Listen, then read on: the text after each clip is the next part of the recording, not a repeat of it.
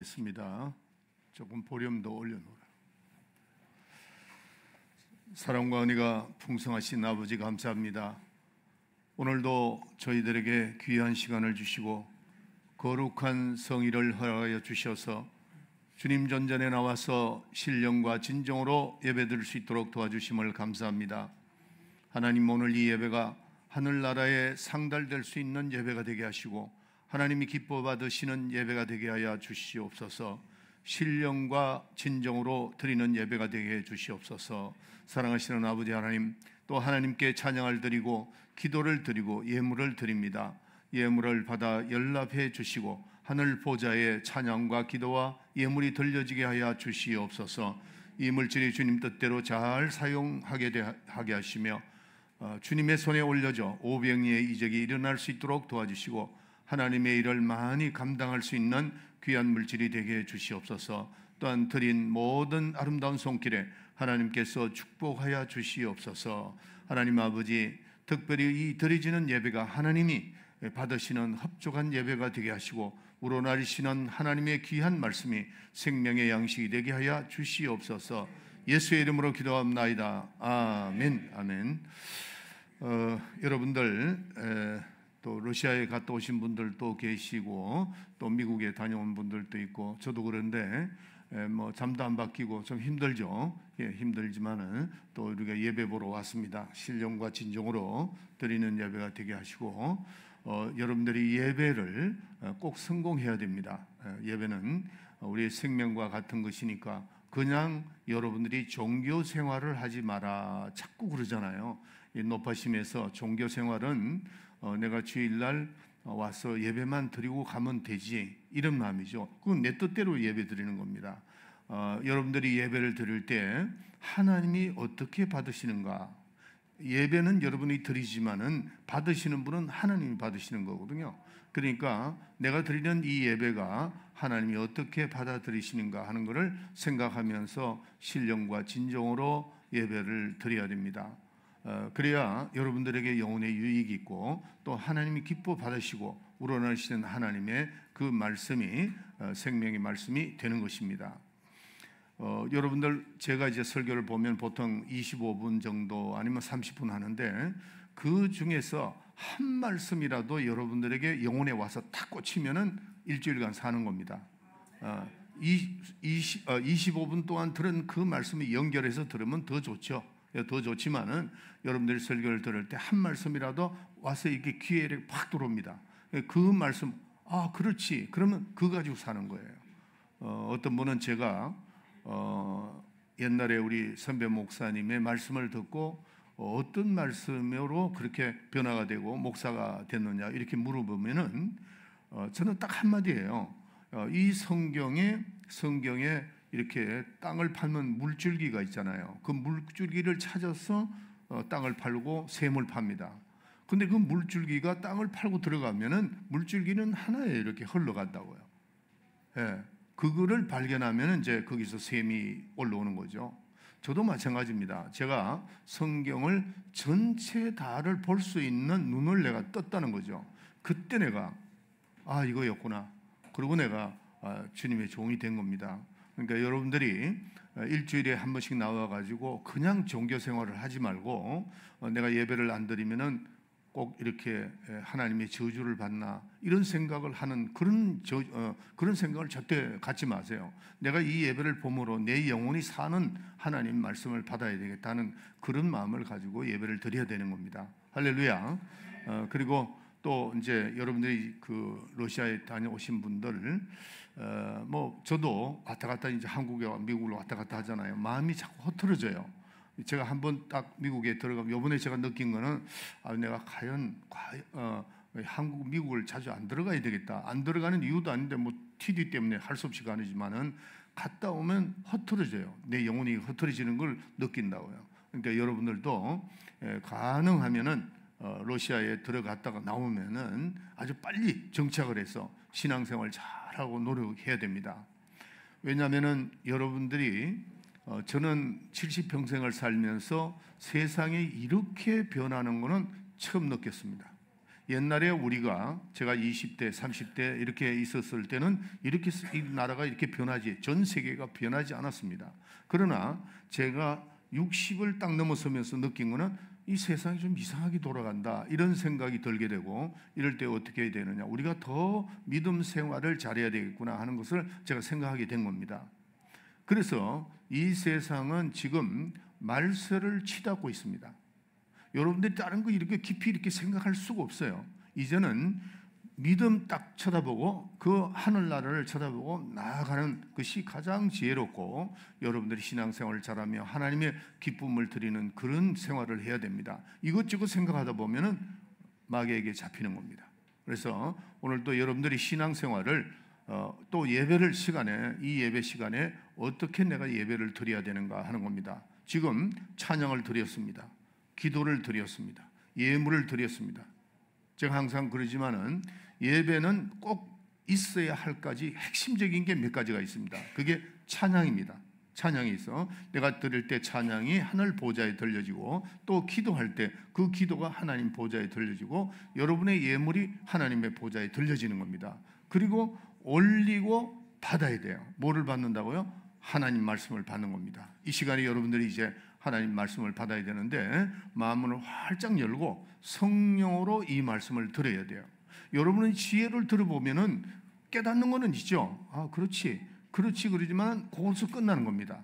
성령으로 들어야만 바로 그 말씀이 내 영혼의 생명의 양식이 된다는 걸 꼭 깨달아야 됩니다. 재민이 볼륨 조금 더 위로 올려. 자, 오늘 제목을 보면은 예수 나를 따르라 하심. 예수님이 이 땅에 오셔서 우리에게 말씀하신 것이 나를 따르라. 예수님이 나는 진리다, 길이요 진리요 생명이니, 이렇게 말씀하는 겁니다. 그래서 예수님이 하신 그 말씀은 이게 또 울리지 않도록 그리고 볼륨을 올리라고. 여러분들이 이 말씀을 20분 정도 들어야 되기 때문에 이 사운드가 굉장히 중요합니다. 이거를 뒤에서 잘 조정해 줘야 된다. 피곤하지 않게끔 조금 더 올려. 오케이. 그리고 아까 내가 찬양을 들을 때 여러분이 찬양 리더자들은 사운드를 알아야 돼요. 소리를 들어야 되는데, 이게 지금 너무 커가지고 밖에는 뭐가 들리죠? 드럼 소리도 안 들려요. 이거를 조정을 빨리 해야 돼. 이건 내가 여담으로 여러분에게 말씀드리니까, 예배는 정말 민감합니다. 이 성령의 강한 역사가 막 나타나기 때문에 굉장히 이 마귀도 역사하거든요. 그러니까 은혜스럽게 하기 위해서는 최선을 다해야 돼요. 여러분들이 기도하고 또 만질 거 다 만져보고 이렇게 해야 됩니다. 조금 더 올려라. 여러분들, 오늘 제목이 예수 나를 따르라고 하심이라고 하는 제목입니다. 하나님이 누구신가? 항상 제가 말씀드리죠. 하나님은 구원자이십니다. 하나님은 구원자이시다 하는 겁니다. 요한복음 14장 1절에 보면은 예수께서 하나님을 믿으니 또 나를 믿으라, 이렇게 말씀을 합니다. 그래서 요한복음 17장 3절에 믿음은 뭐냐면은 하나님을 아는 것과 그가 보내신 자 예수 그리스도를 아는 것이라고 그랬어요. 영생이라는 것은 잘 알아야 됩니다. 자, 하나님은 구원자이십니다. 그래서 하나님이 우리를 구원자이시기 때문에 어떻게 해서라도 구원을 하시려고 하기 때문에 그 하나님을 잘 알아야 돼요. 그래서 하나님이 우리를 구원하지 않는다면은 하나님과 우리의 관계가 사모할 일도 없는 것이고, 하나님과 우리와 아무 관계가 없는 겁니다. 하나님이 우리를 구원해 주시기 구원자이시기 때문에 우리가 그분을 따라가는 겁니다. 믿는 거죠. 그래서 하나님은 우리를 구원하시기 위해서 모든 것을 동원했습니다. 하나님이 우리를 죄에서 우리를 구원하시고, 마귀에서 구원하시고, 사망에서 구원하시는 하기 때문에 모든 걸, 하나님의 모든 것을 동원을 했습니다. 독생자 예수 그리스도를 이 땅에 우리에게 보내주셨죠. 하나밖에 없는 그 독생자 예수 그리스도를 우리에게 보내주신 것은 하나님의 모든 것을 보내주신 거나 마찬가지입니다. 또 하나님 앞에, 하나님 품 안에서 나오시는 그 성령도 하나님의 모든 것입니다. 동원하셔서 우리를 구원하시기 위해서 동원해 주신 겁니다. 우리의 모든, 하나님의 모든 것, 그의 이름, 예수의 이름은 하나님의 명예입니다. 그거를 또 동원해 주셨어요. 또 그의 영광까지도 우리에게 동원을 해 주셨습니다. 그래서 우리를 구원하시기 위한 겁니다. 그래서 하나님은 구원자이십니다. 그러나 이 세상의 모든 사람들은 하나님을 모릅니다. 너무 안타깝죠? 우리를 구원하기 위해서 하나님은 가지고 있는 모든 것을 다 동원하셨는데 예수 그리스도, 성령, 예수의 이름, 하나님의 영광, 모든 하나님의 능력, 모든 걸 동원해서 우리를 구원하시려고 그러는데 구원자이신데 하나님을 너무나도 모른다는 거죠. 하나님 세상은 하나님을 모릅니다. 세상은 예수를 믿는 것이 뭔지 모른다는 거죠. 그들이 하나님이 없기 때문에 어떻게 살아가죠? 그들이 사는 모습을 보면은 육체를 의지합니다. 절대적으로 육체를 의지하죠. 건강하고 잘 먹고 잘 소화되고 하면은 그게 행복이라고 생각합니다. 또 물질을 의지합니다. 물질이 있으면 모든 것이 다 될 수 있으니까. 이 세상은 물질 만능주의가 팽창하는 겁니다. 이 땅은. 그러니까 사람들이 하나님이 생각이 없어요. 하나님은 구원자로서 우리를 도와주시려고 그러는데 그들은 엉뚱하게 육체를 의지하고 자기의 재물을 의지합니다. 또 더 나아가서 자기의 지식과 지혜, 자기가 가졌는 그 권력, 그거를 하나님같이 생각한다 하는 겁니다. 그러니까 그 이상은 생각을 하고 싶지도 않고 생각도 안 합니다. 그러다가 어느 날 갑자기 그들에게 생명의 위협이 옵니다. 그럴 때 살려달라고 몸부림을 치는데 어디에 의지하느냐? 자기 육체에 의지하는 거죠. 자기 육체를 어떻게 살려보려고 노력합니다. 그러나 그 육체는 생명을 우리에게 줄 수가 없습니다. 그토록 그렇게 의지했던 재물, 그토록 권력했던 권력, 그거로 인해서 자기가 살아보려고 하지만은 그 생명은 거기에서 올 수 있는 것이 아니다 하는 겁니다. 여러분들, 하나님만이 우리를 살려주실 수 있는데 생명의 권한이 하나님으로부터 나오잖아요.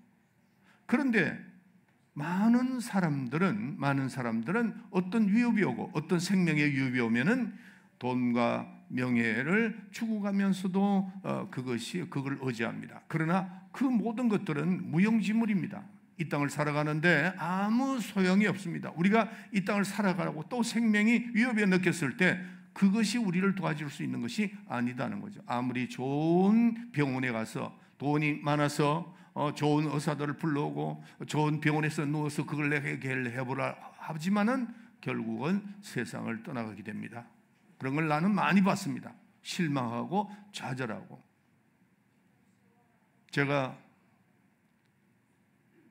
지난번에 이북을 한번 다녀왔다고 그랬죠. 그때 거기 갔을 때 나에게 어떤 한 분이 이북 분입니다. 저한테 이렇게 얘기했습니다. 여기에 좋은 의사가 같이 함께 왔으면, 그때 32명이 갔습니다. 장로님들, 목사님들, 우리 총회에서 갔는데 여기에 좋은 의사분이 있느냐고 이렇게 묻더라고요. 그건 나는 벌써 알아차렸죠. 거기에 좀 높은 사람이 병이 들었구나 하는 걸 느꼈습니다. 근데 의사 한 사람이 갔었습니다. 사실은. 근데 그 의사분이 우리 나머지 이제 32명의 사람을 카운트하는데 한 사람이 없어졌어요. 그래서 보니까 그분이 의사였거든요. 미국 샌디에고에서 간 분인데 장로님인데, 그래서 이거 어떻게 됐나 하고 나중에 보니까 이제 그 의사분이 그쪽으로 간 거죠. 높은 사람이 질병이 걸렸더라고요. 근데 우리에게는 이제 비밀로 했는데 나중에 이제 그 의사 되시는 분이 그렇게 얘기를 하더라고요. 그러나 결국 그분이 난 누군지를 모릅니다. 이북이 높은 사람이니까 세상을 떠났다는 얘기를 들었습니다. 아무리 권력, 명예, 또 지식, 모든 것을 다 동원하더라도 우리의 생명을 건져줄 수 있는 사람은 이 세상에 아무도 없다 하는 겁니다. 하나님만이 우리의 생명의 주인이 되시니까요. 그런데 세상 사람들은 그걸 믿지 않습니다. 우리는 하나님을 의지하는 사람들이에요. 우리는 하나님을 믿는 사람입니다. 또 우리는 하나님을, 이 성경 말씀에 보면은 하나님을 아는 것이 지식의 근본이라 그랬어요. 지식의 근본이다. 우리가 이 땅에서 세상을 떠나도 우리의 생명은 그분이 책임을 지는 거죠. 언제 어느 때는. 그래서 우리는 하나님을 아는 것이 지식의 근본이라. 그래서 잠언서 1장 7절에 보면은 하나님을 아는 것이 지식의 근본이라 그랬습니다. 세상 사람들은 세상의 지식이나 또 기준을, 그거를 다 기준을 그들에게 두지만 우리는 하나님을 안다는 이 지식 얼마나 감사하냐 하는 겁니다. 저와 여러분들은 이 땅에서 끝나도 우리는 하늘나라가 준비되어 있고 언제 어느 때 이 땅을 떠나더라도 우리는 천국 갈 수 있는 그런 확실한 증거가 있고 얼마나 감사하냐. 이 땅에 살아가는 동안에도 우리는 세상의 지식을 의지하지 않고 또 세상의 어떤 권력을 의지하지 않고 지식의 근본인 하나님을 의지하는 것, 이게 얼마나 우리에게 중요하고 또 감사하냐 하는 겁니다. 그래서 하나님이 있는 사람은 그 육체의 힘이 한계가 올 때는 우리는 구원을 요청하는 거죠. 하나님 앞에 요청합니다. 예수의 이름으로 병 고치기 위해서 우리는 기도받기도 하고 또 하나님께 간구합니다. 또 하나님께서 이 세상에서 주는 어떤 지혜와 지식을 의지하는 것이 아니고 성경에 있는 그 말씀대로 우리는 기도하면서 그분을 의지하고 도와달라고 언제든지 우리는 간구합니다. 그러나 세상 사람들은 육체와 또 지식과 명예를 의지하는 겁니다. 그렇지만 우리는 창조주 하나님, 전능하신 하나님, 그 이름을 부르고 그분을 아버지라고 부르고 그분에게 생명을 달라고 얘기하고 또 우리는 그분에게 양육받기를 원하고 능력받기를 원하고 또 그분의 영역을 힘입어서 우리는 은혜를 받고 사는 것입니다. 얼마나 신기하고 감사하냐는 겁니다. 이와 같이 우리는 믿지 않는 자와는 다른 가치의 삶을 살고 있다는 거, 이거 아셔야 됩니다. 이걸 우리는 감사하게 생각하고 세상 사람들은 육신의 정욕, 안목의 정욕, 모든 세상의 것을 의지하지만 우리는 어떤 문제가 있거나 또 어떤 좋은 일이 있어도 항상 하나님을 의지하는 그런 믿음을 가지고 있다는 겁니다. 그래서 내가 하나님을 아는 것이 사는 길이라는 걸 순식간에 우리는 깨닫는 거죠. 그러면서 우리는 그때부터 전심전력으로 누구와 사귀는 거냐 하면 하나님과 사귀는 겁니다. 또 하나님과 사귀고 섬기고 따르고 기쁘게 해드리면서 그분의 인도함을 받게 되는 겁니다. 그래서 그분의 기쁨을 간직했다가 우리는 어떻게 해요? 후손들에게도 그걸 물려줘야 됩니다. 이건 내 가정에 대해서 말씀드리니까 좀 미안한데, 요번에 우리 교회에 뭐 한 세 분인가 갔죠? 미국에 갔었는데 우리 박화자 권사님, 이양순 권사님, 이렇게 이제 이창희 전도사 이렇게 갔습니다. 또 거기 있는 모든 사람들이 저에게도 와서 저한테 뭐 조라고 들었겠죠. 목사님, 참 목사님 손자 손녀 잘 키웠습니다. 똑같이 얘기했습니다. 네. 그런데 뭘 보고 그렇게 얘기를 했느냐 하면은 저 나이에는 우리가 대화의 생각도 안 된다는 거죠. 우리 손자가 지금 16살이잖아요. 17인가? 16살이고 그 다음에 우리 믿음이가 30입니다. 그 나이는 우리의 대화의 상대가 되는 게 아닙니다. 우리가 오늘 요번에 세큘라 미팅에 62명이 왔는데 나이들이 다 많아요. 그런데 거기에서 같이 어울려 주기도 하고 또 같이 찬양하고 모든 것을 자기 엄마를 도와서 하는 걸 보고 깜짝 놀랐습니다. 오늘 여기 아신 분들이 아니고 거기 오셨던 분들이 다 그렇게 얘기를 했습니다. 아니 목사님, 어떻게 쟤네들이 저렇게 같이 우리와 어울릴 수 있고 또 엄마를 도와서 목회를 하는지 참 감사하다 그랬어요. 여러분들 이게 특별한 거 아닙니다. 저는 이게 특별하다고 생각하지 않습니다. 여러분들이 정말 진정한 신앙생활을 했다면은 그 진정한 생활이 우리 후손들이 그걸 보고 따라갈 수 있어야 돼요. 아멘. 그래서 우리가 정말 우리는 그분이 우리에게 주시던 그 기쁨, 그걸 후손들에게 나타내 줘야 됩니다. 그래서 후손들에게 하나님을 가르치시고 믿음을 심어주고 전도를 해야 되겠다는 생각을 넣어주고 내 기쁨을 그들에게 줘야 될 거 아니냐고요. 아브라함의 하나님, 이삭의 하나님, 야곱의 하나님, 아브라함이 가졌던 그 믿음을 야곱에게, 이삭에게, 이삭이 가지고 있던 그 믿음을 야곱에게 이렇게 내려가는 거죠. 그래서 우리는 이 땅에 살아가는 동안에 하나님을 의지하고 하나님을 기쁘게 해드리고 했던 그것을 우리 후손들도 그걸 보고 따라갈 수 있도록, 그게 가장 축복이잖아요. 요즘 세상에 많은 젊은이들이 잘못 가고 있습니다. 세상이 지금 아주 급변하고 있습니다. 급변하고 있어요. 이런 가운데 이번에도 미국에서 그 찰스 카크라는 그 아주 훌륭한 사람입니다. 훌륭한, 아주 믿음 있는 사람인데 20살 먹은 애가 총을 쏴가지고 죽여버리잖아요. 한 가정을 파괴시켜버리는 거죠. 얼마나 잘못됐으면은, 얼마나 세상을 잘못했으면 그렇게 사람을 죽여버리고 마느냐는 점. 우리는 그렇게 살아서는 안 되는데, 만약에 그에게 신앙을 집어넣었다면 과연 그렇게 했겠느냐는 거죠. 그건 뭐 틀림없이 그 주는 사형입니다. 사형 제도가 있기 때문에 그건 사형입니다. 그거는. 나이 20살에 그렇게 돼버리잖아요. 그게 누구 잘못이겠어요? 나는 절대적으로 부모의 잘못이라고 생각합니다. 부모가 그렇게 가르치지는 않았지만은 부모가 자식들에게 믿음을 심어줬더라면, 저는 그런 생각을 하게 됐습니다. 여러분들, 우리는 하나님을 의지하는 믿음이 내가 더 가지고 있어야 되고 또 후손들에게도 넘겨줘야 됩니다. 제가 항상 여러분에게 말씀드리지만 나는 비행기를 탈 때 나는 그 비행기의 조종사를 믿지 않습니다. 그렇다고 해서 개인의 그 기술을 믿지 못한다는 것이 아니고, 언제 어느 때라도 비행기는 떨어질 수가 있다, 이런 생각을 저는 항상 하면서 눈을 감고 기도합니다. 하나님, 저는 저 비행사를 믿지 않습니다. 하나님을 의지합니다. 이 속에 있는 귀신들을 다 쫓아주시고 안전하게 갈 수 있도록 기도하는 겁니다. 왜냐하면 파이로트가 신이 아닙니다. 또 그 비행기 자체가 신이 아닙니다. 이사야서 31장 1절부터 5절에 보면은 애굽이 신이 아니고 애굽의 병과 말이 이 전부가 신이 아니라고 이렇게 얘기한 겁니다. 애굽이 그 당시에 가장 강력한 군대를 소유하고 있었지만은 그렇게 믿지 않는다는 거죠. 애굽이 신이 아니다는 거죠. 그래서 저는 비행기를 탈 때마다 저는 항상 기도합니다. 물론 떨어질 수도 있겠죠. 그렇지만 우리는 떨어지면 어떻게 돼요?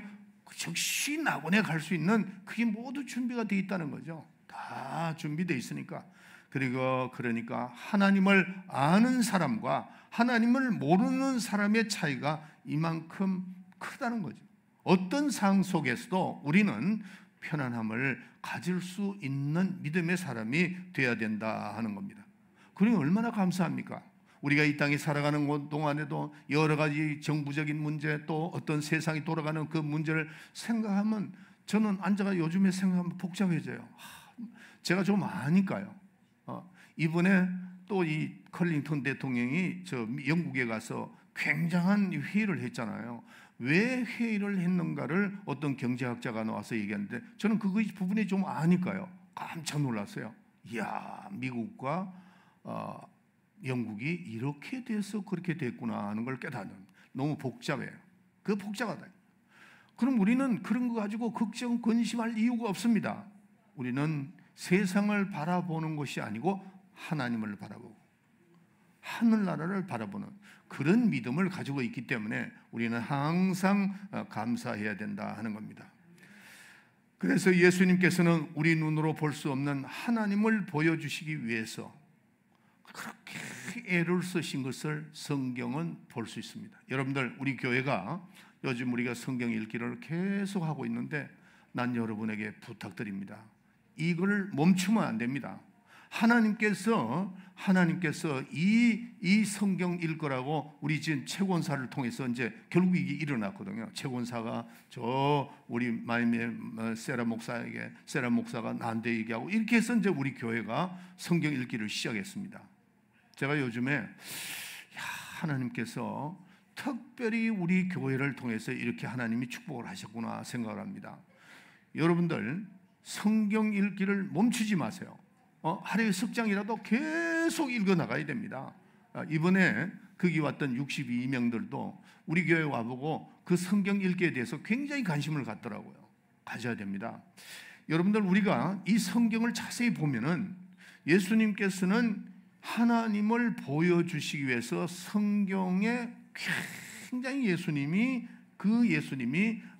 애를 쓰시는 것을 볼 수 있습니다. 그래서 예수님은 이런 말씀을 합니다. 나를 믿지 못하겠거든 내가 하는 일을 보고 믿어라. 그렇게 말씀을 하십니다.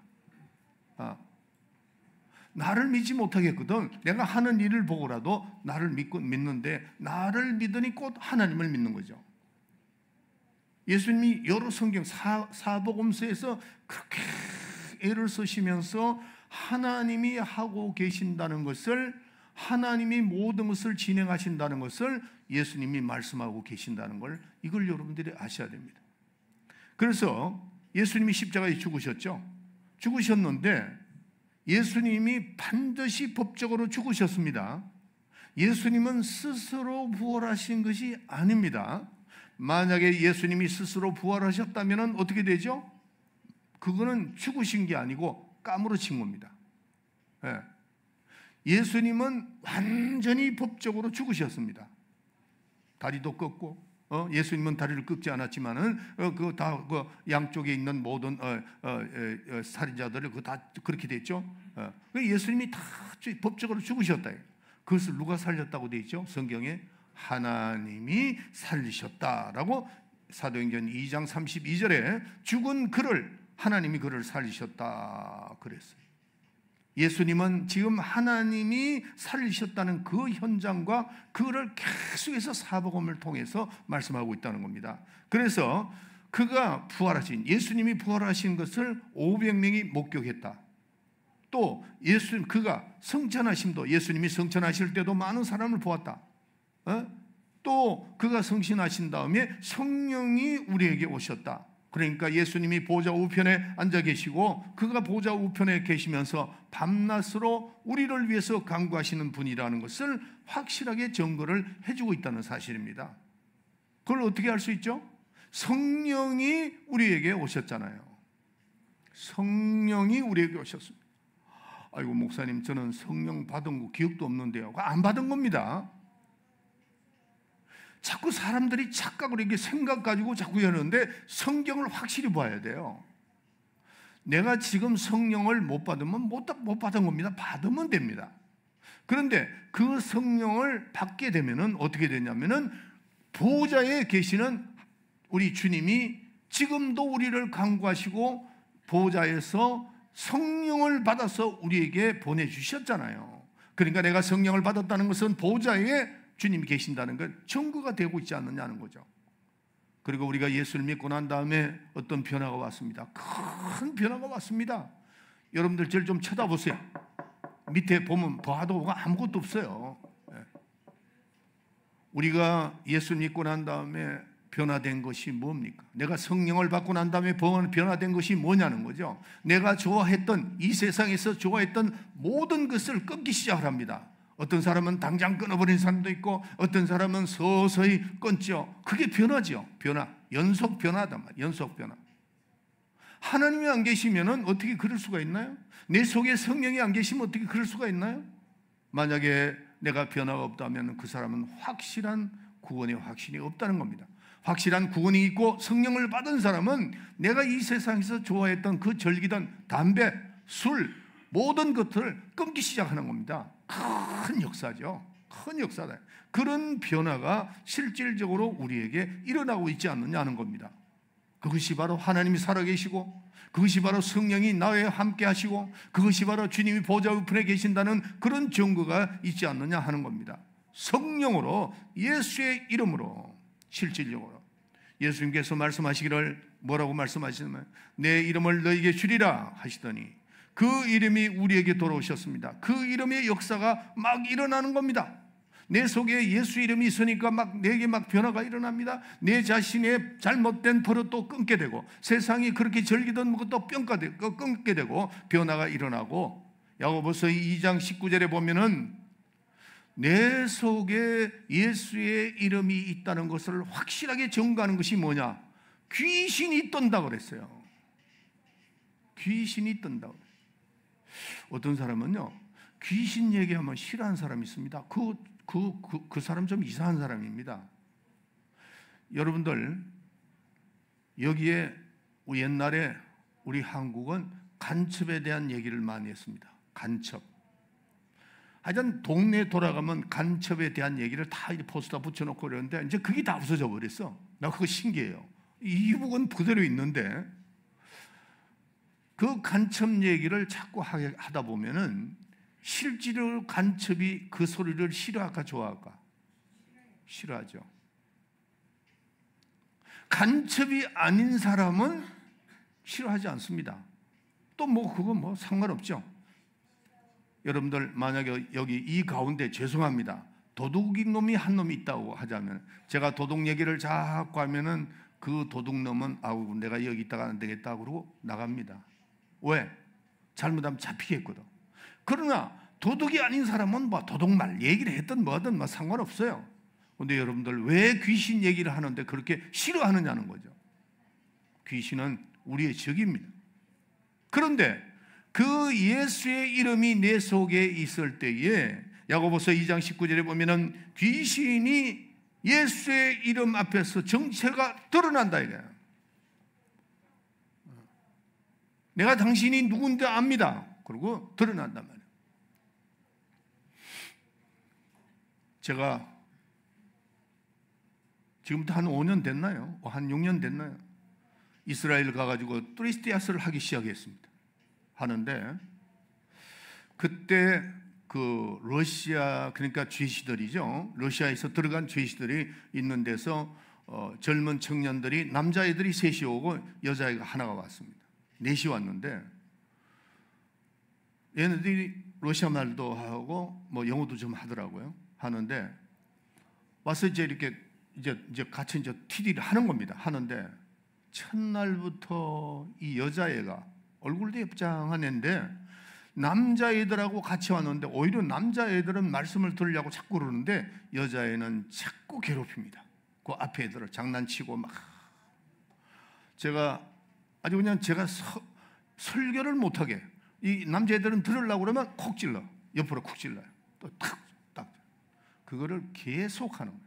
제가 보니까 벌써 귀신이 그에게 역사하는 게 제가 확실하게 알겠더라고요. 그래서 제가 영어로 그랬죠. Please stop. 그러면 오케이. 그리고 또 해요. 또 해. Please stop. 계속 제가 그렇게 할 수 없잖아요. 말씀을 전해야 되니까 안 되겠더라고요.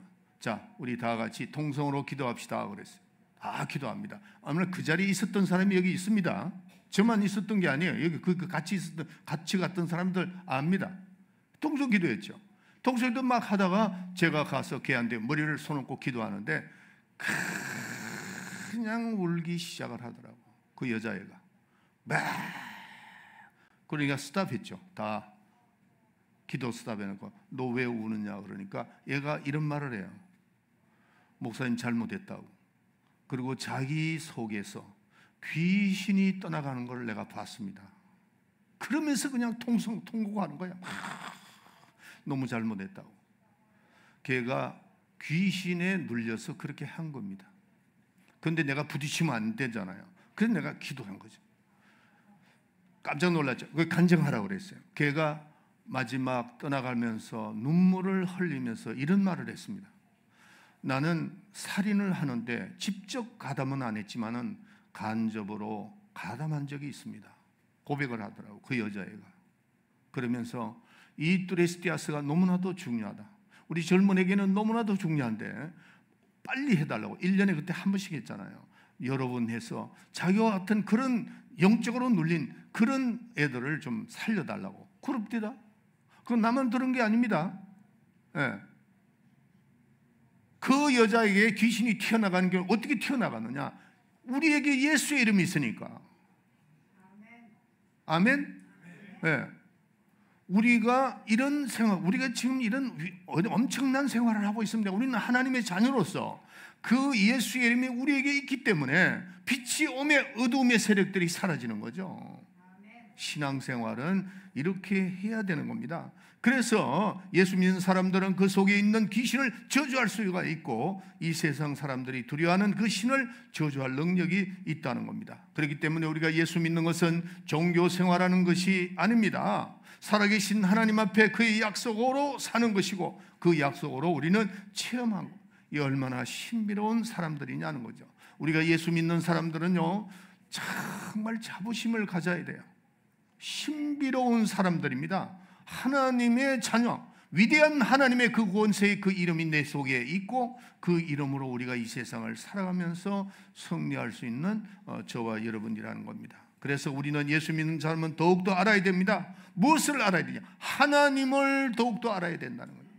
하나님을 더욱더 알아야 된다. 하나님은 왜 예수님을 이 땅에 보내셨습니까? 구원하시기 위해서, 우리를 구원하시기 위해서. 하나님은 성령을 왜 우리에게 보내셨습니까? 우리를 구원하시기 위해서. 왜 하나님은 우리에게 말씀을 보냈습니까? 우리를 구원하시기 위해서. 하나님께서 왜 우리에게 진리를 보냈습니까? 우리를 구원하기 위해서. 구원자이신 하나님께서 우리를 구원하기 위해서 성령을 보내시고 아들 예수 그리스도를 보내고, 더욱더 그의 명예에 있는 예수의 이름, 하나님의 영광, 하나님의 아들, 그의 영 총동원해서 우리에게 비춰주시는 것이 뭐냐? 구원입니다. 여러분들 이 땅에 살아간 동안 우리가 아무리 잘 살았다 할지라도 내가 이 땅을 떠날 때에 구원이 없다면 어떻게 되겠어요? 지옥 가는 거죠.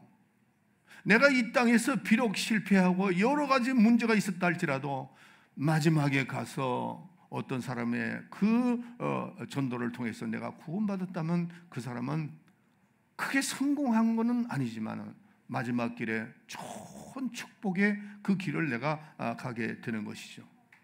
하나님께서는 우리에게 그 영광을 나타내시고 성령을 나타내시고 말씀을 주시고 진리를 주신 것은, 하나님은 구원자이시기 때문에 하나님은 우리를 구원하시기 위해서 우리에게 주신 것입니다. 그래서 우리는 구원자이신 하나님께 나아가는 자들입니다. 아멘. 그래서 우리는 하나님의 마음을 잘 알아야 됩니다. 하나님의 마음을 잘 알아야 돼요. 우리 형제가는 7남매입니다. 유일하게 우리 어머니는 우리 큰 누님하고 저에 대해서는 간섭을 보려 하지 않았습니다. 어릴 때부터 저한테 간섭을 전혀 안 하시더라고요. 그래서 나는 아들이기 때문에 어머니가 안 하시는가, 난 그렇게 생각을 했어요.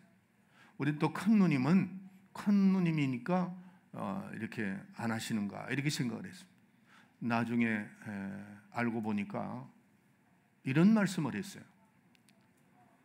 너는 나의 마음을 참 잘 아는, 나이는 어렸죠. 제 큰 누님하고 저하고 나이가 차이가 많이 나거든요. 그런데 우리 큰 누님은 항상 어머니나 아버지 편에 섰습니다.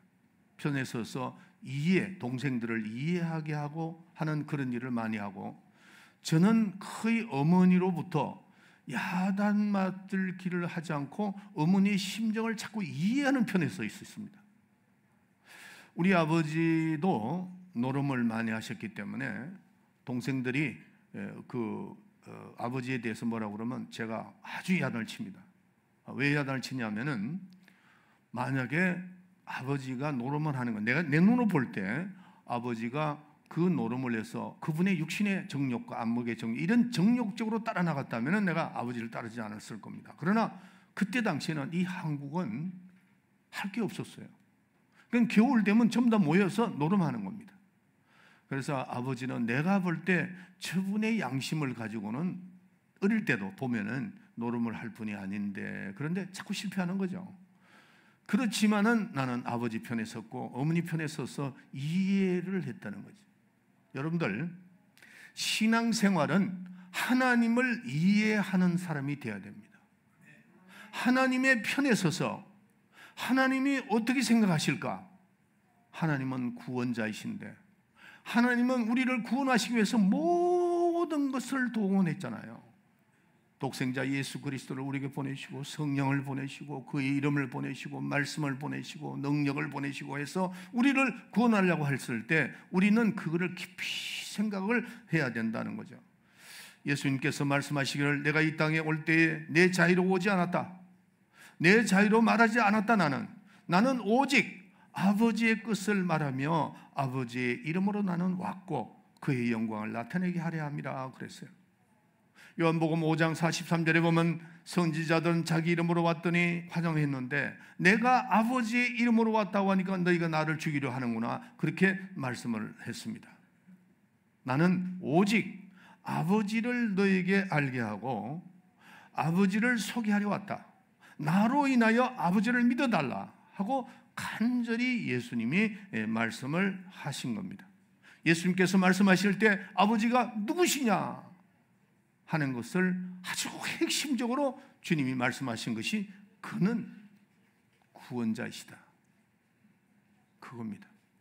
예수님께서 말씀하신 그 말씀이 하나님은 우리 구원자시다, 우리를 구원하시기 위해서 왔다. 여러분들, 하나님이 우리와 구원자가 되지 않으면 하나님과 우리는 아무 관계가 없는 거죠.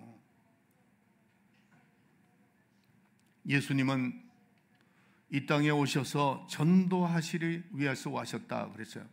전도를 하시되 그 예수님의 전도는 뭐냐 하면은 아버지의 마음을 알게 하는 전도를 하신 겁니다. 자, 여러분들 다시 나를 쳐다보세요. 쳐다보고 뭐 메모하시는 분은 좋은데 저를 쳐다보고 말씀을 들으세요. 예수님이 전도하러 오셨다고 그랬죠. 오셨는데 예수님의 전도가 뭐냐면은 아버지의 마음을 알게 하는 전도입니다. 아버지의 마음을, 그 아버지의 마음을 비유로 말씀하신 데가 있습니다. 그게 탕자의 비유예요. 탕자의 비유. 언젠가는 제가 여러분에게 말씀드렸죠. 제가 레닌그라드에 갔을 때에 그때 그 레닌그라드의 박물관 있죠. 그 이름이 길어서 나는 외우지도 못해요. 그 이름이 뭐죠? 예? 박화자 권사님 얘기 크게 해주세요. 그 레닌그라드에 박물관이 있더라고요. 큰 박물관이 있더라고요. 예, 에미타시. 예. 거기를 제가 갔을 때 한 군데 가보니까 사람들이 많이 모여 있어요. 딴 데는 모여 있는데 근데 가보니까 탕자의 비유야.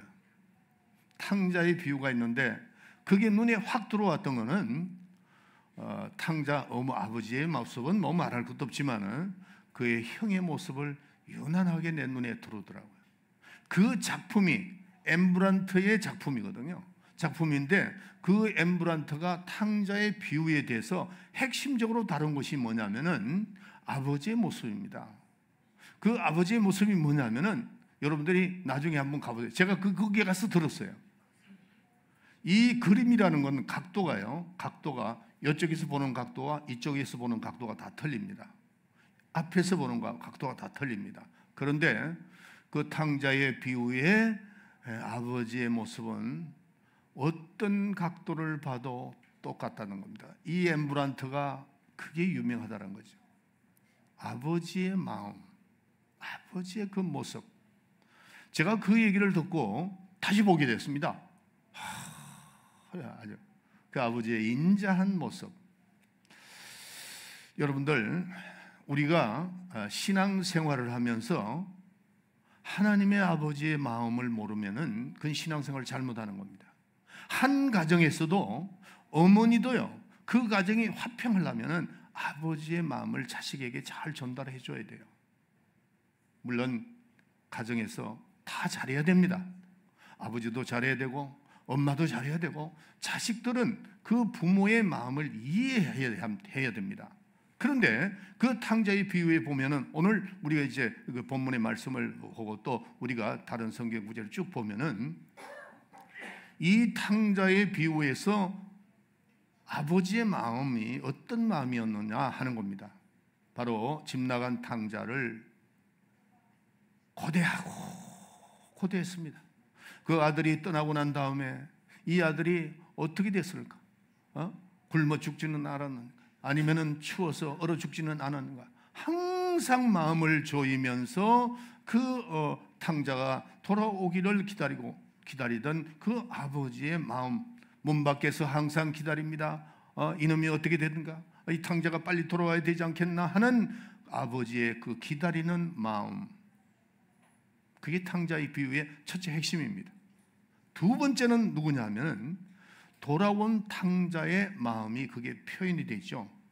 아버지가 그렇게 고대하는 그 아버지의 마음을 이 탕자가 뭐 깨달은 건 아니지만 자기가 이제 굶어 죽게 되니까 돌아오는 겁니다. 돌아오면서 이런 말을 합니다. 자기 마음속에 내가 돌아가면은 아버지의 아들이라 일컬음을 받지 않고 아버지의 품꾼의 하나로 써주세요 하는 그런, 자기가 아버지에게 돌아가지 아니하면은 이젠 죽게 되었구나, 절박한 마음, 내가 아버지께로 돌아가지 아니하면은 죽는다 하는 절박한 그 마음이 탕자의 마음이었습니다.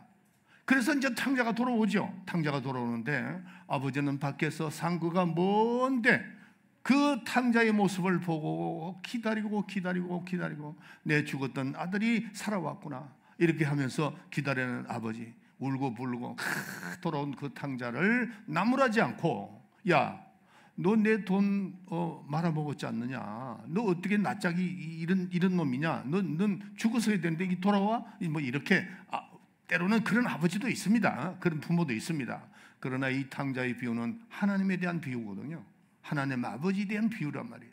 그래서 나갔을 때에 굶어 죽지는 않았나, 추워서 얼어 죽지는 않았나, 그러면서 문 밖에서 항상 아들이 돌아오기를 기다리는 그 아버지의 따뜻한 마음, 그 탕자, 그리고 탕자는 내가 돌아가지 않으면은 이젠 굶어 죽겠구나, 그게 가서 내가 아버지에게 내가 당신의 아들이라고 이제는 일컬이지 않고 하나님의 종으로 써주세요 하는 그 절박한 마음으로 돌아와서 아버지를 만나게 되는 장면입니다. 그리고 아버지는 잔치를 하자, 저 아들을 위해서 잔치를 하자 하고 이제 잔치를 베풀고 있습니다. 그럴 때 큰아들이 들어선 겁니다. 제가 그 박물관에 갔을 때, 레닌그라드의 박물관에 갔을 때 그 형의 모습을 유난하게 내 눈에 들어왔습니다. 성경 말씀에도 나오죠. 거기에 그 큰아들의 모습이 나옵니다. 근데 그 큰아들이 뭐라고 얘기했냐면은, 아니 아버지, 나는 아버지 곁에 오랫동안 내가 같이 있으면서 아버지를 도왔는데 나와 내 친구들을 위해서 잔치를 베풀어 준 적이 있습니까? 염소 새끼 한 마리도 잡아주는 것이 있습니까? 이렇게 말을 하게 됩니다. 그럴 때 아버지가 뭐라고 얘기했죠? 이것이 전부 다 네 것 아니냐? 그러면서 내 심정이 어떤가를 네가 좀 이해를 해라. 아버지의 마음과 그 아들의 마음, 큰 아들의 마음이 다르죠. 예. 그게 율법과 복음입니다. 나중에 말씀드릴게요. 아버지의 심정을 정말 모르는 거죠. 이 큰 아들의 심정은, 아니 아버지의 재산을 가지고 말아먹은 저놈을 다시 환영을 하고 잔치를 해요? 이게 말이나 됩니까? 말 안 되는 얘기죠. 어떻게 보면 인간적으로 보면 말이 안 되는 겁니다. 몽둥이를 들고 그냥 빠따를 치든지 아니면 좀 가다 놓고 훈련을 시키든지 하는데 그게 아니고 아버지는 죽었다가 돌아온 내 아들이다 하는 그런 말이죠. 그래서 그 아들을 위해서 잔치를 베풀고 하는 그 모습을 보고 탕자의 큰형은 이제 화가 났던 겁니다. 큰아들아, 너는 아우는 잃었던 자를 찾았고 그 다음에 죽었던 자가 살아왔다. 그래서 큰아들은 이런 아버지의 마음을 몰라주었다는 것이죠. 큰 형이 만약에 정말 아버지에게 효도했다면은 그 아들이 떠나가고 난 다음에 아버지의 모습을 봤을 거 아니에요. 말은 못하지만은 항상 기다리고 또 기다리고 죽었던 내 아들 어떻게 된 건가? 이게 죽었는가 살았는가? 이랬을 때에 큰아들이 만약에 아버지의 심정을 조금만 알았더라도 다 뒤로 하고 찾아 나섰을 겁니다. 여러분들, 오늘 제가 이 말씀드리는 게 율법과 복음입니다. 율법이 뭐죠? 하나님을 섬기는 원칙은 있습니다. 하나님 뜻대로 살아야 된다. 하나님의 원칙대로 살아야 된다. 하나님의 법대로 살아야 된다. 이게 율법입니다. 그러나 복음은 뭐죠? 율법은 하나님의 심정을 모르는 겁니다. 율법은 그 형의 마음과 똑같은 겁니다. 오늘날 우리 교회에 그런 분들이 있습니까? 여러분들 마음을 고쳐야 됩니다. 율법과 복음을 제가 계속해서 가르쳐 나가고 있잖아요. 율법, 하나님의 법이에요. 그 법은 하나님 뜻대로 살아야 된다. 하나님 원칙대로 살아야 된다. 여러분들이 신앙생활하다 하나 실수하면은 옆에 있는 사람들은 그거 가지고 자꾸 정죄합니다. 저 집사가, 저 장로가 자꾸, 이게 율법입니다. 하나님 마음은 그렇지 않다는 거죠. 하나님 마음은 그렇지 않다는 거죠. 안식을 범하는 돌로 쳐 죽여라. 간음하는 자에게 자비가 없다. 율법에는 아비의 심정이 전혀 없는 겁니다. 율법에는 아비의 심정이 없습니다. 안식일이 뭐냐는 거죠. 예수님께서 말씀하시기를 안식일이 뭐냐? 너희는 안식일 죄를 범했다고 해서 어떻게 돌로 치라고 하지 않았냐? 그때 예화를 들어줬습니다. 다윗이 어떻게 한 것을 너희들이 예화를 들어드렸죠. 안식일의 시장에서 그 성소에 들어가서 대사장만 들어갈 수 있는 그 성소에 들어가서 다윗과 그의 부하들이 음식을 먹지 않았느냐? 그 음식을 먹고 어떤 결과가 왔느냐? 죽었느냐? 그렇지 않지 않느냐? 하고 마태복음 12장 7절에 말씀했습니다. 하나님은 제사를 원치 아니하시고 자비를 원하시는 분이심을 알아야 한다라고 말씀을 하고 있습니다. 아비의 심정, 하나님의 심정을 모르는 그 탕자의, 아버지의 심정을 모르는 탕자 그 큰 형에게 아버지는 말을 합니다. 야, 죽었던 아들 아니냐? 내 심정을 좀 이해를 해라. 아버지의 심정이 그렇지 않다. 너 같은 그런 마음을 갖는 것이 아니다. 이렇게 말씀합니다. 예수님은 이러한 아버지의 심정을 세상에 알리시는 분이다는 거죠. 우리는 세상에 하나님의 그 심정을 알리는 사람이 되어야 됩니다. 예수님이 재림할 때까지 우리는 그래서 엘리야의 심정이 이곳에 있다는 겁니다. 지금도 엘리야의 심정이 우린 교회에 있어야 된다 하는 겁니다. 엘리야의 심정을 우리가 지배하고 마지막 날에 그 엘리야 심정이 다 없어지는 겁니다. 자, 엘리야의 심정을 말라기 4장 5절부터 6절에 읽는데 읽어주세요.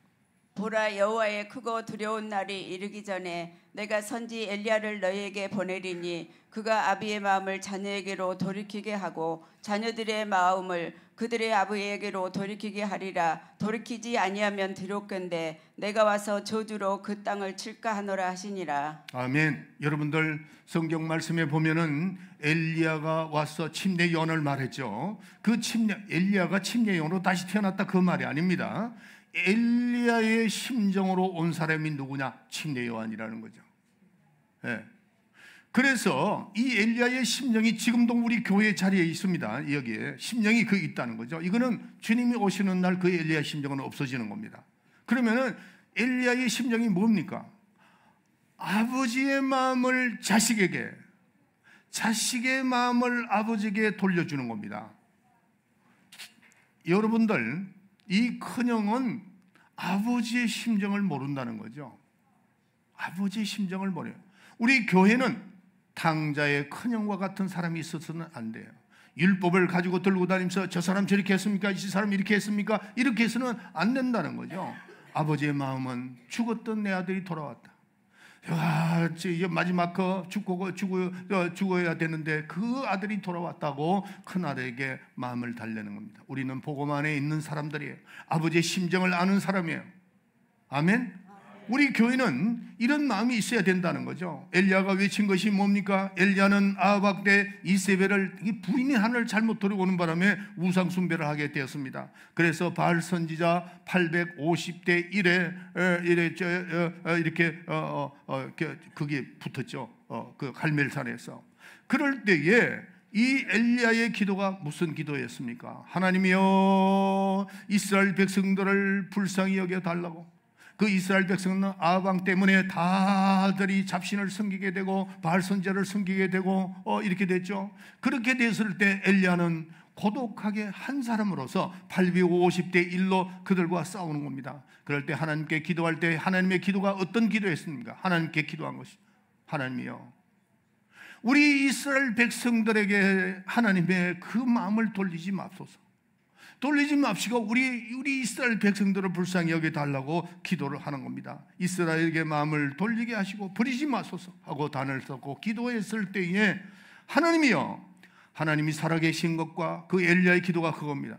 하나님이 살아계신 것과 하나님이 이곳에 나를 보내신 일을 증명하게 해달라고 했습니다. 불로서 응답하게 해달라고 했어요. 그럴 때 불이 내려서 그 달을 태웠죠. 엘리야의 심정, 그게 뭐예요? 전도입니다. 그게 전도입니다.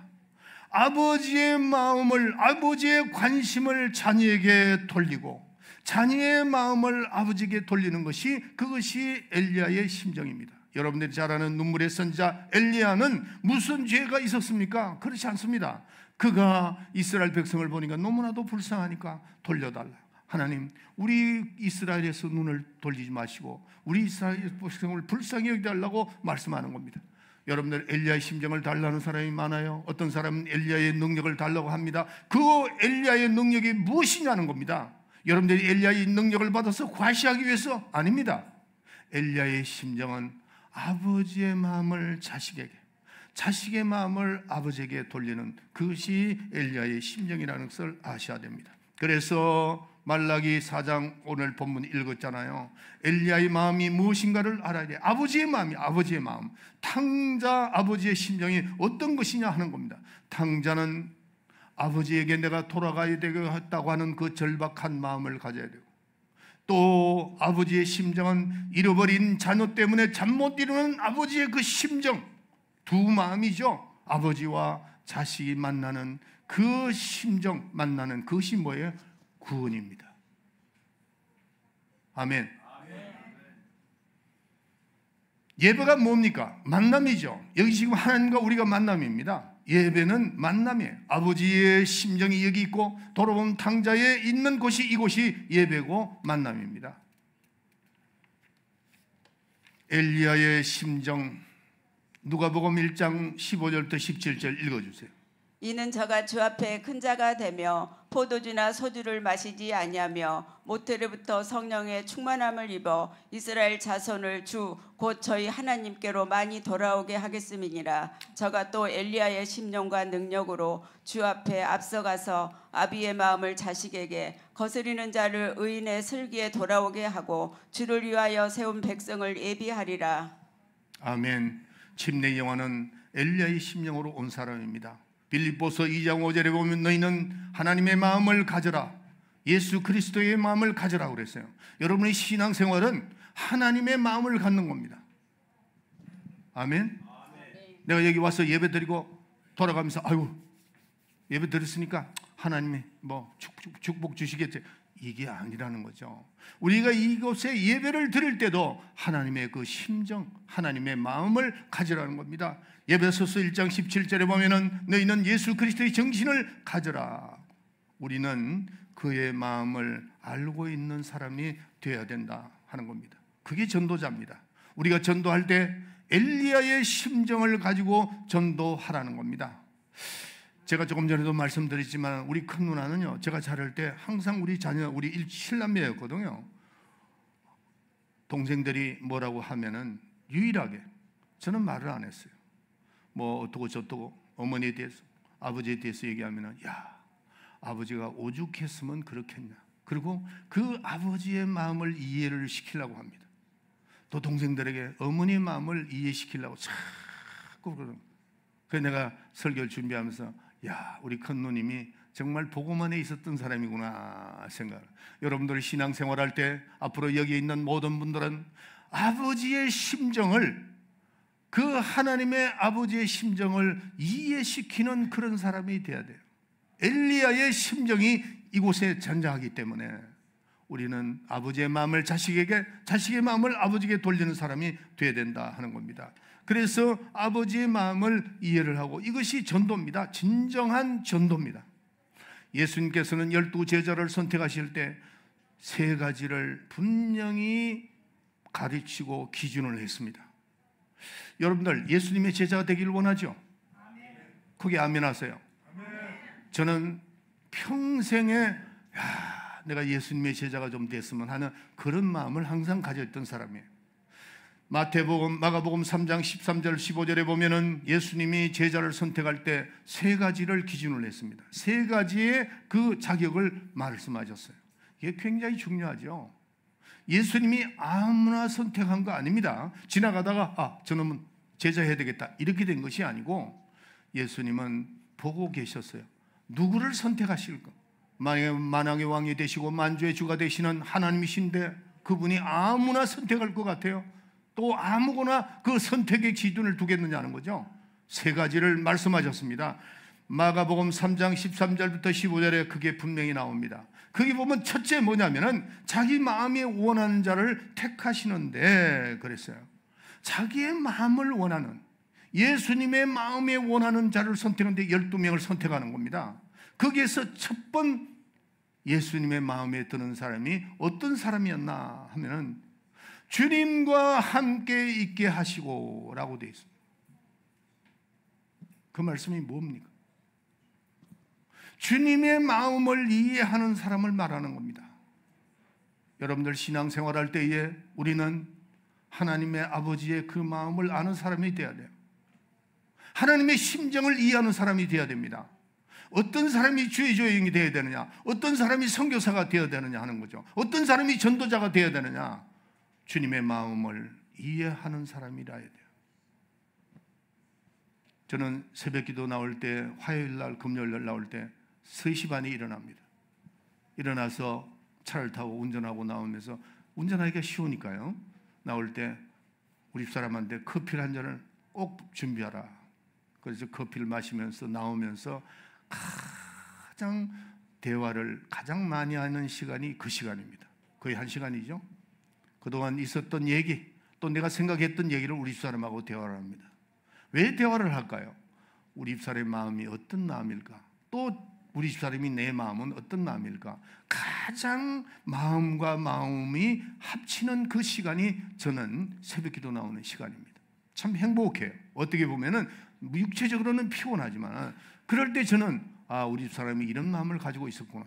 또 우리 집사람은 나에 대한 마음을, 이런 마음을 가지고 있었구나. 굉장히 행복하더라고요. 여러분들, 주님이 12제자를 선택하실 때 거기에 첫째가 주님이 원하는 자를 선택하셨는데 주님이 함께 있게 하시고 그랬어요. 여러분들 지금 현재 여러분들은 주님과 함께 있게 하는, 주님이 편안한, 가장 편한 사람이 주님과 함께 있을 거 아니에요. 가장 믿음이 있는 사람이 주님과 함께 주님의 마음을 이해할 수 있는 사람이 되어야 되지 않겠나는 거죠. 신앙생활은 우리는 주님이 함께 하시는, 주님이 원하시는 사람이 되어야 된다는 거죠. 내 뜻대로 신앙생활하는 거 아닙니다. 주님이 과연, 저도 요즘에 나이가 있어서 그런지 저는 가능하면은 우리 집사람의 모든 생각을 저는 따릅니다. 제가 과거에는 한 60살 때까지는 제 마음을 따라오게끔 만들었어요. 왜냐하면 목회를 계속 해야 되니까. 그렇지만은 요즘에 와서는 나는 가능하면은 우리 집사람의 마음을 맞추려고 노력을 합니다. 그래야 밥도 잘 얻어먹을 거 아니에요. 여러분들, 신앙생활을 잘하는 것은 주님의 마음에 맞춰야 됩니다. 주님이 어떤 분인가를 우리는 자꾸 생각을 해야 됩니다. 주님이 원하는 걸. 그래서 주님의 심정을 이해해야 됩니다.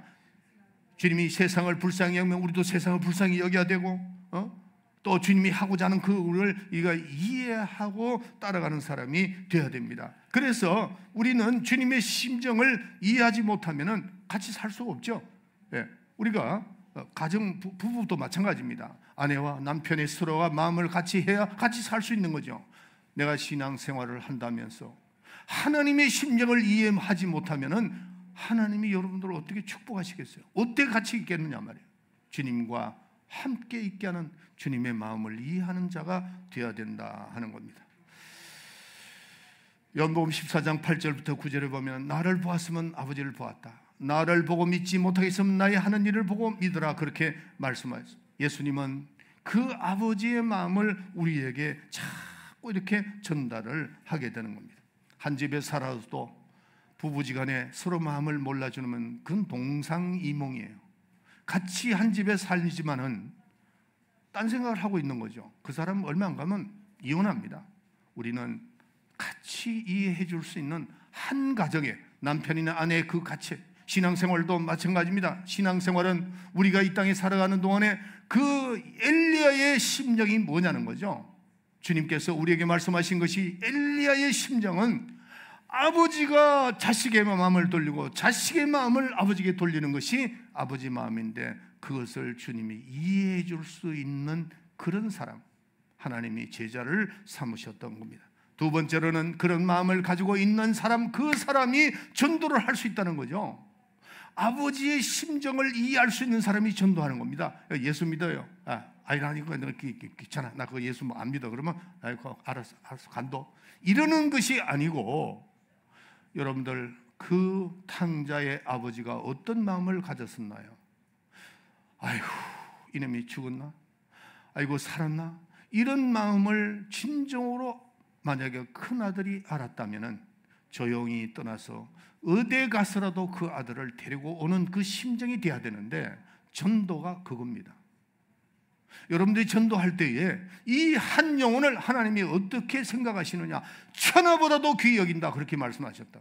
그게 주님의 심정이에요. 그게 아버지의 마음이라는 거죠. 죽었던 아들이 돌아왔구나. 잔치가 뭡니까? 잔치보다도 더 할 수 있는 거죠. 아버지의 심정을 이해하지 못했기 때문에 큰아들이 그렇게 말을 한 겁니다. 자, 세 번째 가면은 귀신을 쫓는 권세를 주셔서 그랬어요. 예수님의 제자가 되는 자격이, 첫째는 주님과 함께 있게 하시고, 두 번은 전도도 하시고, 주님의 심정을 이해하는 사람이 전도할 수 있는 겁니다. 저는 이런 경험을 많이 해봤어요. 제가 7남매가 되니까 우리 누님이 한 분 없어졌다든가 아니면 내 동생이 없어졌다 그러면 그걸 찾으려고 아버지가 하는, 나는 그 모습을 많이 봤거든요. 성경도 그렇게 표현되어 있는 겁니다. 그런 마음이 있어야 전도를 할 수 있다는 거죠. 세 번째로, 그렇게 돌아온 아들 탕자가 아버지와 함께 계속 살아야 되잖아요. 그런데 그렇게 돌아온 탕자가 다시 세상으로 나갈 수 있다는 건 여러분이 아셔야 됩니다. 성경에는 그게 나오진 않았어요. 그런데 왜 예수님이 제자들을 선택할 때 첫째는 주님과 함께 있게 하시고, 전도도 하게 하시고, 세 번째 귀신을 쫓는 권세를 주었느냐 하는 겁니다. 여러분들, 귀신이 들어오면 첫째 뭐가 없어지는 줄 아세요? 영감이 사라집니다. 나에게 귀신이 역사하면 영감이 사라져버립니다. 그래서 예수님이 귀신 쫓는 권세를, 예수님의 제자를 마지막 첫째, 둘째, 세 번째 그거를 말씀하신 겁니다. 너무 중요하죠. 예수님이 함부로 제자를 선택했겠느냐는 거죠. 또 세 가지를 왜 예수님이 하셨겠느냐, 하나님이신 그분이. 귀신은 우리의 적이요, 귀신은 우리의 신앙을 방해합니다. 귀신은 호시탐탐 우리를 노립니다. 그들이 들어와서 내 육체만 망가뜨리는 것이 아니고 나에게 영감이 없도록 만들어 놓습니다. 영감이 사라지면 어떻게 될까요? 시험이 듭니다. 영감이 귀신이 들어와서 영감을 뺏어가면은 시험 듭니다. 성경 보는 것이 싫어집니다. 기도하는 것이 싫어집니다. 전도하는 것이 싫어집니다. 봉사하는 것이 싫어집니다. 왜 그럴까요? 귀신은 영이잖아요. 지금 제가 말씀드리는 것이 이게 전부 다 영적인 얘기거든요. 그러니까 우리가 이 땅에 살면서 영적으로 체험하는 그 부분을 다 뺏어가는 거죠. 가히 영감이 떨어져 버리고 마는 겁니다. 그래서 귀신을 쫓아버려야 됩니다.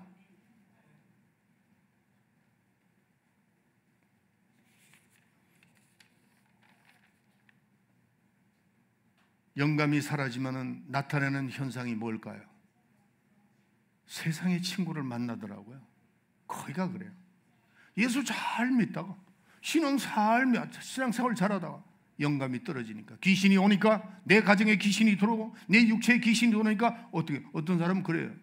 귀신 들렸다고 그러는 거, 그건 정신질환자 아니요? 그건 정신질환자고. 귀신은 호시탐탐한 내 육체에 언제든지 들어올 수 있다는 사실을 알아야 됩니다. 세상 친구를 만나죠. 안 피우던 담배 피우죠. 안 먹었던 술도 먹죠. 어느 날 갑자기 어디 가보니까 노래방에 앉아있죠. 극장에 돌아다니죠. 타락한 일을 하게 됩니다. 왜? 귀신이 나에게 공격했기 때문에 영감이 떨어져서 그렇게 된다는 거죠. 여러분들, 시인들이요, 시인들이 거기에 시상이 떠올라야 되잖아요. 시상이. 근데 그 시상이 뭐냐 하면은 고독, 글자 자체가 그래요. 외로움, 외길, 어느를 써도 오솔길, 낙엽, 나그네, 이런 단어를 씁니다. 이런 단어를 쓰고 시상이 그쪽으로 갑니다. 굉장히 부정적으로 가죠. 제가 한 번은 부천에 있는 우리 그분의 이름이 그 시인이었습니다. 한 번은 제가 그 교회를 가게 됐습니다. 아마 김영석 권사님은 아실 것 같아요. 그분이 아무 원인이 없는데 병원에 누워 있습니다. 아무 꼼짝을 못해요. 꼼짝을 못하게. 그분이 글을 쓰는 분이었습니다. 제가 갔습니다. 가가지고 대화를 했죠. 대화를 하고, 권사님 이제는 시 그만 쓰세요 그랬어요. 그러니까 왜 그러느냐? 시상은 그 권사님이 생각할 때 내가 이 얘기를 했거든. 외로움, 고독, 오솔길, 뭐 이런 것만 또 올라야 될 거 아니에요. 그래 시상이 나오니까 그게 굉장히 부정적입니다. 뭐 그럴 수 있겠는데요 이러더라고요. 그러고 아주 그냥 귀신을 쫓아버렸어요. 시상이 안 떠오른다는 거야. 그런 게 전부 다 귀신이 역사하는 거거든요. 그러니까 예수님이 제자를 선택할 때 가는 데마다 주님과 함께 있게 하시고 복음을 전하고 귀신을 쫓아주라 그렇게 말씀하는 겁니다. 귀신을 쫓았을 때 일어나는 현상이 뭘까요? 영감이 살아납니다. 영감이 살아나니까 회개합니다. 영감이 살아나니까 아버지의 마음을 이해하게 됩니다. 탕자가 밖으로 나갔을 때는 아버지 이해를 못했습니다. 다시 돌아올 때 아버지 생각을 하게 되는 거죠. 성경으로 돌아갑니다. 기도실로 들어갑니다. 예배가 회복됩니다. 하나님의 말씀이 옛날에는 그렇게 읽기가 힘들었는데 꿀송이와 같이 답니다. 가정이 회복됩니다. 왜? 귀신의 역사가 그 귀신이 떠나갔기 때문에 내 영감이 회복된 겁니다. 결론적으로 말씀드립니다. 예수와 함께 있어야 아버지의 심정을 이해할 수 있습니다. 그러므로 우리는 전도합니다.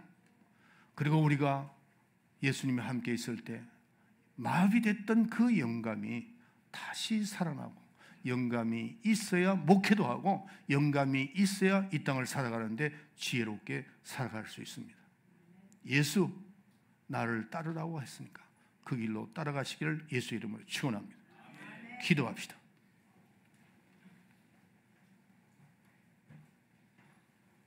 하나님 아버지, 오늘 이 시간 하나님의 귀한 말씀을 전달했습니다.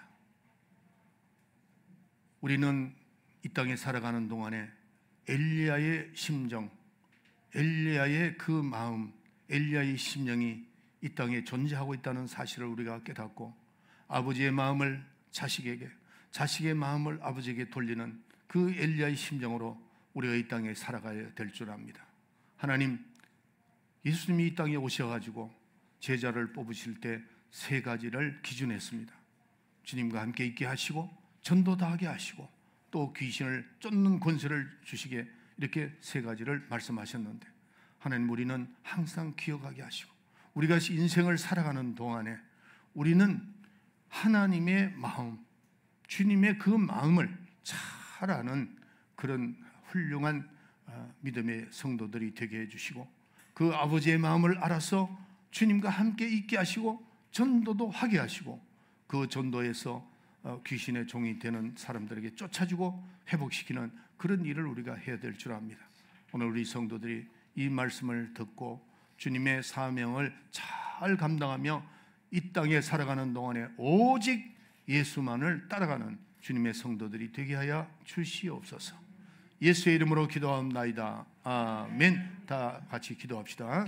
지금은 우리 구주 예수 그리스도의 은혜와 하나님 우리 아버지의 만극하신 사랑과 성령의 감동 충만 내재 교통하심이 오늘 말씀을 듣고 주님을 온전히 쫓아가는 성도가 되리라 마음에 결심하고 돌아가는 우리 사랑하는 성도들 머리 위에 지금으로부터 영원토록 함께 있을지어다. 아멘.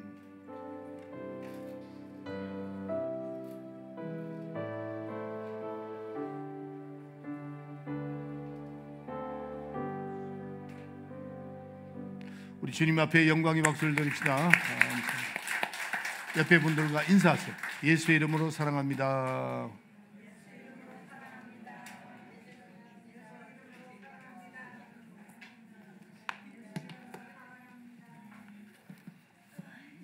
윤지